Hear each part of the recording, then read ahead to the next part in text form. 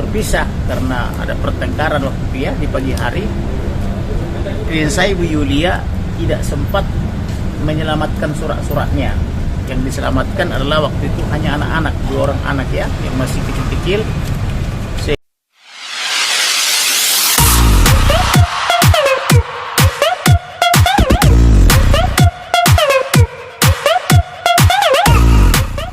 Jika bawa dulu ya. Ada. Saya membawa 2 orang saksi untuk dimintai keterangan sebagai saksi terkait dengan apa yang dilihat, didengar, dan dialami oleh mereka, hubungannya dengan adanya dugaan tindak pidana kejahatan berupa pemalsuan surat, pemalsuan akte otentik, dan atau menempatkan keterangan palsu ke dalam akte otentik, dan atau memberi keterangan palsu di bawah sumpah yang diancam dengan pasal 263 KUH pidana, junto 264 KUH pidana, junto 266 ayat 1 KUH pidana, junto pasal 242 KUH pidana, junto pasal 55 ayat 1 KUH pidana. Jadi saksi ini kan keterangannya itu kan alat bukti. Jadi sudah saya memberi keterangan sebagai pelapor, sudah membawa juga waktu itu saksi korban. Hari ini saya bawa lagi saksi juga korban juga dan saksi pendukung lainnya. Jadi secara materi sudah layak untuk ditingkatkan pro justisia karena bukti keterangan saksi sudah terpenuhi, bukti surat akta-akta yang diduga dipalsu juga sudah terpenuhi. Tetapi mungkin dalam waktu beberapa hari ke depan atau paling lambat minggu depan, penyelidik akan segera mengundang para terlapor untuk klarifikasi. Nah, tapi kalau dia langsung gelar perkara, ditetapkan misalnya tersangka, tentu bukan undangan klarifikasi, tetapi adalah surat panggilan sebagai tersangka kan begitu. Jadi siapa aja hari ini saksinya? Saksinya yang diminta hari ini yang jelas korban itu klien saya, Ibu Yulia. Yang kedua adalah saksi yang mengetahui, melihat, dan mendengar. Namanya kami rahasiakan. Nah, tadi sempat ditanyakan juga Bang, Ibu Yulia sempat ditanyakan di pihak kepolisian seperti apa? Pertanyaannya adalah ini harta-harta yang diduga dipalsu atau dipalsukan surat-surat kepemilikannya ini punya siapa kan begitu.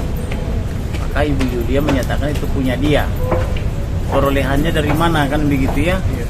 Dulu mereka ini punya perusahaan atau PT yang sehari-harinya itu kegiatannya sebagai rekanan atau supplier alat-alat daripada kebutuhan Mabes TNI. Ketika mereka mulai berbisnis, TNI dan Polri itu masih satu kesatuan dulu. Jadi ada 4 angkatan di sana, darat, laut, dan udara serta kepolisian. Baru setelah tahun 2002 itu terpisah dengan lahirnya Undang-Undang nomor 2 tahun 2002 tentang kepolisian dan nomor 3 tahun 2002 tentang TNI kan begitu ya. Tapi sebelumnya itu mereka ini berbisnis di sana untuk mensuplai kebutuhan daripada keempat angkatan itu kan begitu. Jadi kalau ada hasilnya, karena mereka ini perkawinannya adalah secara siri, jadi harta-hartanya itu dibagi. Ada yang dibelikan atas nama si bapak, ada yang dibelikan atas nama si ibu. Nah, akan tetapi ketika mereka dalam tanda petik berpisah karena ada pertengkaran waktu ya di pagi hari, klien saya Ibu Yulia tidak sempat menyelamatkan surat-suratnya. Yang diselamatkan adalah waktu itu hanya anak-anak, 2 orang anak ya yang masih kecil-kecil, sehingga ketika ibu menyelamatkan anaknya, berangkas dan surat-surat masih tertinggal. Nah, dari berangkas bersama inilah dikeluarkan surat-surat aslinya dan dibuat akte-akte pemalsuannya, mulai daripada surat kuasa jual palsu seolah-olah dibuat oleh ibu maupun oleh kakaknya. Yang kedua, dibuat kakaknya ibu ini seolah-olah melakukan pernikahan dengan seseorang bernama B. Informasinya diduga telah melarikan diri ke Thailand. Saat ini setelah kita buka kasus ini, kemudian dibuatkan lagi PPJB, Perikatan Jual Beli. Kemudian dibuat lagi AJB, juga semuanya palsu. Sehingga dengan adanya surat kuasa jual, ada PPJB, ada AJB, beralihlah sertifikat dari atas nama klien saya menjadi atas nama seorang pegawai berinisial A. Dan si A ini informasinya, ada informasi tapi belum kita verifikasi apakah saat ini sedang melarikan diri ke Singapura atau sedang berobat, kami sedang mendalami. Tapi yang jelas nama-namanya berikut dengan identitasnya kita serahkan kepada penyidik dengan nomor-nomor WhatsApp dan teleponnya. Begitu. Bang, kalau berbicara kerugian apa aja sih Bang? Mungkin senilai berapa Bang?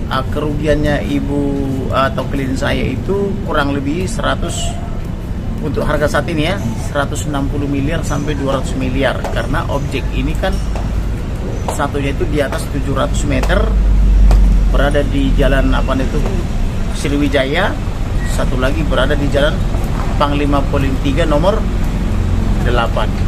Khusus yang di Panglima Polim 3 nomor 8 ini, itu selain dibeli oleh klien saya atas nama Yulia, yang membangun juga ibu Yulia kan begitu. Jadi itu rumah dia, tetapi karena waktu itu ada tragedi di pagi hari ya, ada di sana amukan yang luar biasa, maka ibu ini melarikan membawa anaknya untuk diselamatkan, sehingga berangkas-berangkasnya tidak sempat diselamatkan karena diselamatkan orang-orangnya dulu, gitu, anak-anaknya dulu kan. Jadi dalam arti dikuasai mantan suami juga ya?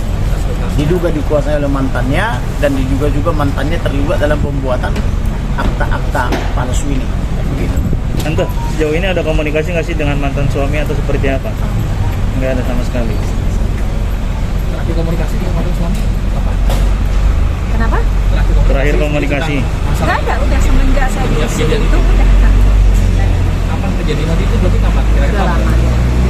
Jadi informasinya mereka ini menikah tahun 1996. Ya. Pernikahan itu hanya berlangsung kurang lebih 10 tahun, berarti berakhir tahun 2006. Sejak 2006 sampai sekarang Iya. tidak lagi komunikasi. Enggak ada. Cuman waktu 2013 aja sempat ada ketemu, itu juga ada kasus rumah Pemalsuan saya juga ya? pemalsuan juga. Itu ada bukan komunikasi secara langsung ya, di ruang perdamaian waktu itu. Dia minta damai ke saya, itu aja sih. Karena sudah tersangka, jadi modusnya sama dengan modus yang 2013 gitu. Terakhir Jadi itu 2013. artinya apa yang dilakukannya 2013 ketika dimaafkan diulang lagi kan begitu. Kejadiannya itu Untuk tempatnya kapan itu penyidik masih perlu mendalami, karena notaris ini kan telah meninggal. Notaris yang dipakai sebagai orang untuk melakukan perbuatan-perbuatan kejahatan itu. Tetapi yang jelas kita ketahui itu di 2022, tepatnya di bulan September dan Oktober, ketika saya melakukan investigasi dengan teman-teman saya, dan kita dapatkanlah bukti-bukti dari Pengadilan Negeri Tangerang, di mana di Pengadilan Negeri Tangerang ada putusan perstek dan ada di dalam Direktori Mahkamah Agung, putusan Direktori Mahkamah Agung yang di dalam amarnya itu menyatakan suatu putusan tetapi tidak dihadiri oleh klien saya yang namanya Maria. Sedangkan Maria ini tidak tahu dia sedang digugat karena orang itu menggugat dengan alamat yang tidak benar. Jadi Maria ini digugat dengan alamat yang tidak benar, sehingga Maria tidak pernah merasa dia digugat atau tidak tahu dia digugat, sehingga putusannya perstek. Tetapi ketika ini saya rilis di media beberapa saat yang lalu, mereka langsung bisa kirim surat somasi ke alamat Maria yang benar. Artinya mereka tahu alamat Maria yang benar, tetapi kenapa harus menggugat ke alamat yang tidak benar atau alamat yang salah atau yang palsu kan begitu. Jadi ketika saya rilis berita seperti ini di di rekan-rekan media, mereka keberatan dengan rilis itu, lalu mengirim surat somasi ke alamat Maria yang benar. Tetapi ketika menggugat Maria, diam-diam dia kirim gugatan itu ke alamat yang salah atau yang tidak benar. Itu yang agak terasa janggal. Itu terakhir bang, tadi kan apa namanya ini kan gugatnya sampai hari ini tidak ada di sini ya. Bagaimana? Gugatnya tergugatnya sorry. Terlapornya Terlapor kan belum waktunya. Terlapornya ini kan nanti akan dipanggil mungkin minggu ini, paling lambat minggu depan. maksudnya posisinya di mana? Terlapor ini ada beberapa. Ada mantannya selaku diduga membuat surat-surat palsu. Ada juga berinisial B yang dipakai dia sebagai seolah-olah suami untuk melegalisasi perbuatan jual beli ini atas nama klien saya Maria kepada inisial A. Si A ini yang menerima hasil daripada jual beli. Jadi si A ini adalah pembeli, sedangkan klien saya Maria adalah penjual. Dan si A ini adalah orang yang bekerja kepada mantannya beliau dengan gaji, informasi yang saya dapat 6 juta satu bulan. Nah, dengan gaji 6 juta satu bulan, dia berhasil memiliki dalam tanda petik secara formal 2 aset senilai kurang lebih 160 miliar sampai 200 miliar. Ini yang tidak masuk di akal. Dan nanti kan akan ditanya oleh penyidik dari mana itu uang senilai kurang lebih 200 miliar atau paling kecil 160 miliar. Sedangkan dia bekerja adalah untuk ibu ini dan atau untuk mantannya dengan gaji 6 juta satu bulan. Artinya kalau dia tahu itu dia di atas namakan dia, karena di sertifikat udah saya periksa sertifikatnya, sekarang udah atas nama A. Nah, gitu loh. Jadi Pastilah terungkap. jumlah terlaporan ada berapa orang bang? Pertama mantannya Inisial? TR. Yang kedua adalah B. Yang diduga sedang ada melarikan diri ke Thailand. Yang ketiga adalah A, yang diduga saat ini di Singapura atau mungkin sedang apa di Singapura, tapi bisa nggak paham. Dan kemudian ada lagi dari apa namanya itu protokoler notaris. Kemudian selain protokoler notaris ada juga 2 lagi memberi keterangan palsu di bawah sumpah di Pengadilan Tangerang. Jadi ada 2 lagi. Jadi kurang lebih 4 sampai 7 orang. 6 sampai 7 orang. Kalau sebelumnya benarkah kalau yang pengacaranya mantan suaminya itu adalah Yapet? Sejauh ini informasinya seperti apa bang? Seperti apa bang? Benarkah? Ada memang yang berkirim surat somasi ke saya di minggu yang lalu dan saya sudah jawab. Jadi dia ada kirim surat somasi untuk Ibu Yulia juga sama Terkait Maria apa bang? juga, terkait rilis yang mereka anggap sebagai pelanggaran undang-undang ITE. Maka saya jawab waktu itu, segala bukti itu sudah kita berikan ke penyidik, silakan koordinasi dengan penyidik. Dan Anda menuduh pelanggaran ITE tapi tidak melampirkan buktinya, hanya berdasarkan surat kuasa, kan begitu. Memang pengacara yang sebelumnya itu kita rilis adalah One Team Press. Jadi dia apa namanya Dewan Pertimbangan Presiden, tapi dia juga berpraktek menggugat Ibu Maria di klien saya di Tangerang dengan sengaja menggunakan alamat yang salah dan memberikan daftar-daftar bukti yang diduga palsu. Nah, jadi ada penyertaan di situ. Tetapi untuk advokat kalau dia beretikat baik, karena ada perlindungan pasal 16 Undang-Undang 18 tahun 2003. Tetapi kalau dia tahu itu salah, bahwa itu bukan alamat daripada siapa namanya Maria, dan dia tahu misalnya bahwa saksi-saksi yang memberi keterangan saksi bahwa sumpah ini adalah berbohong, tapi dia sengaja membiarkan itu dengan mengaku-ngaku mereka staf notaris padahal bukan, itu juga bisa dikenakan apa namanya itu tindak pidana yang tidak beretikat baik, sehingga tidak berlaku buat dia perlindungan atau apa namanya itu hak imunitas pasal 16 Undang-Undang 18 2000 tentang advokat. Itulah. Jadi ini sedang kita lihat. Yang berikutnya adalah juga tidak etis seorang advokat berprofesi sebagai eksekutif, karena sepengetahuan saya Dewan Pertimbangan Presiden itu atau One Team Press itu adalah eksekutif, sedangkan kami ini yang berprofesi di bidang praktisi hukum ini adalah bagian daripada judikatif, kan begitu. Ada lagi Agenda selanjutnya bang? Baik. Mungkin Agenda selanjutnya adalah menindaklanjuti laporan kami supaya penyidik segera memanggil para terlapor ini untuk dimintai keterangan, apakah itu berupa undangan klarifikasi atau surat panggilan gitu.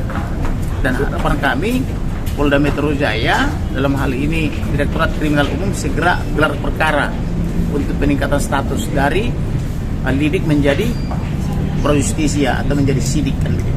Bang, berarti ini pelimpahan kasus yang di Mabes atau seperti apa? Ini betul, waktu itu saya laporkan di Mabes Polri karena syarat pelaporan di Mabes Polri itu kan pertama dia kerugiannya minimal 25 miliar. Yang kedua terjadi di wilayah beberapa polda atau provinsi dan ini memenuhi syarat kerugiannya di atas 25 miliar, tepatnya kurang lebih 160 miliar dan terjadi di 2 provinsi yaitu Jakarta Raya dan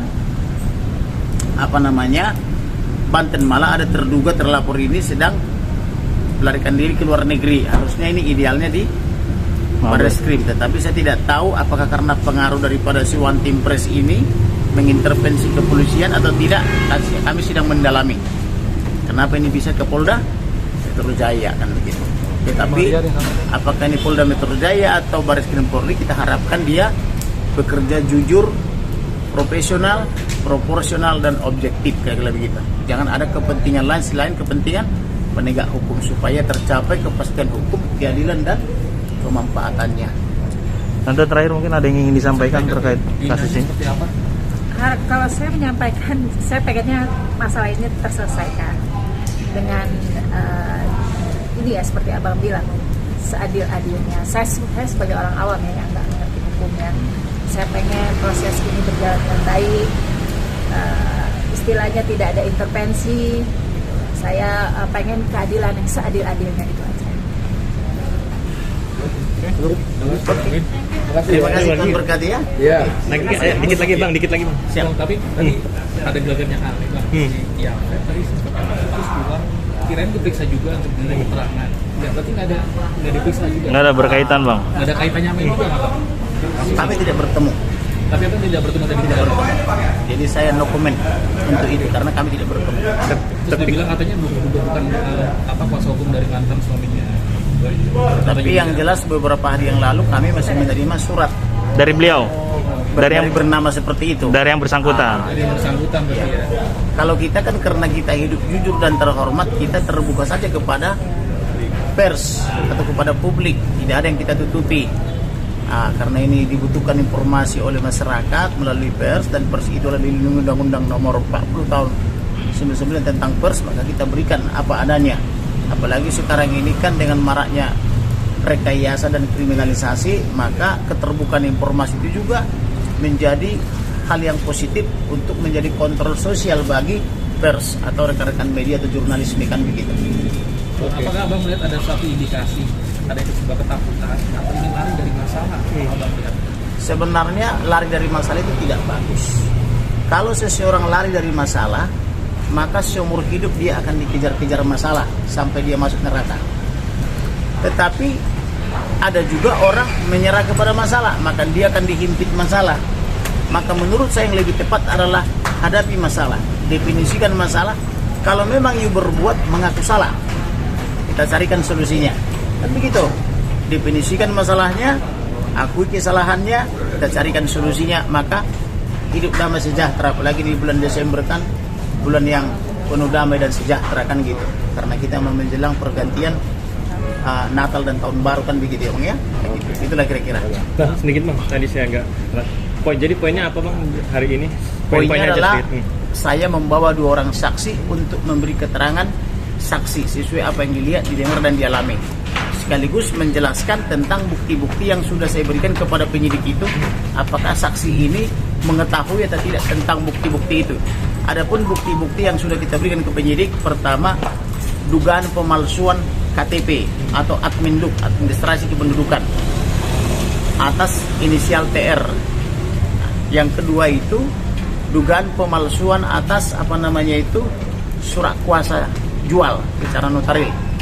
Yang ketiga itu dugaan pemalsuan atas PPJB. Yang keempat dugaan pemalsuan atas pembuatan AJB. Yang kelima dugaan pemalsuan pengalihan nama sertifikat atau balik nama sertifikat berdasarkan yang pemalsuan yang tadi. Kemudian dugaan pembuatan surat palsu surat gugatan di PN Tangerang. Yang berikutnya dugaan pemalsuan daftar bukti, karena daftar bukti itu dilampirkan dari bukti-bukti yang tertera palsu tadi, yaitu juga palsu itu. Yang berikutnya itu adalah putusan pengadilan yang di dalamnya terdapat keterangan-keterangan palsu atau menempatkan keterangan palsu di dalam akte otentik. Akte otentiknya itu adalah putusan pengadilan negeri Tangerang. Kemudian adalah apakah saksi ini mengenal 2 orang yang memberi keterangan palsu di bawah sumpah ini. Ada 2 nama di situ yang mengaku-ngaku sebagai staf notaris, tetapi menurut saksi bukan staf notaris, begitu Bang. Bang, ini bisa dibilang dari kapan Bang kasusnya sudah termasuk berlarut-larut atau gimana Bu? Masih on progress, masih artinya di dalam minggu-minggu yang lalu kan memang saksi kita juga ada terkena batuk gitu loh. Jadi karena batuk-batuk belum kurun sembuh, kita kan khawatir jangan-jangan misalnya COVID, jadi dipastikan dulu dia sehat supaya tidak menulari kepada penyidik kan begitu. Biar penyidik kita sehat kan itu. Terakhir, proses selanjutnya gimana Bang dari proses sidik jadi penyidik atau gimana? Jadi karena bukti-buktinya sudah cukup terang, yaitu bukti surat dan akta, ada putusan pengadilan juga, kemudian saksi-saksinya juga sudah dimintai keterangan sebanyak 4 orang, maka unsur pemenuhan minimal 2 alat bukti sudah terpenuhi, jadi sudah layak ditingkatkan statusnya menjadi pro justisia. Artinya sudah kuat dugaan terjadi dugaan tindak pidana. Nah, maka sudah layak ini digelar perkara oleh penyidik kriminal umum Polda Metro Jaya, sehingga nanti tidak lagi mengundang tetapi sudah bisa memanggil kan begitu, atau sudah bisa melakukan upaya-upaya paksa kan begitu apabila ada ketidakberesan di dalam upaya-upaya pemanggilan itu. Baik Bu Amir, harapannya biar cepat selesai di tahun depan atau Ya, gimana? harapan saya secepatnya cepat selesai. Kalau bisa secara baik-baik, ya kan kita kenal baik. Maksudnya saya lebih suka sebetulnya nggak mau ribut-ribut ya. Kan saya secara kekeluargaan sudah mencoba dan tidak bisa. Akhirnya ya inilah jalan yang memang harus saya tempuh ya kan. Ya, saya inginnya sih ini selesai lebih cepat lebih baik. Jangan berlarut-larut lah. Siap. Oke, Terima makasih kasih. Tante. Terima kasih. Terima kasih Bang.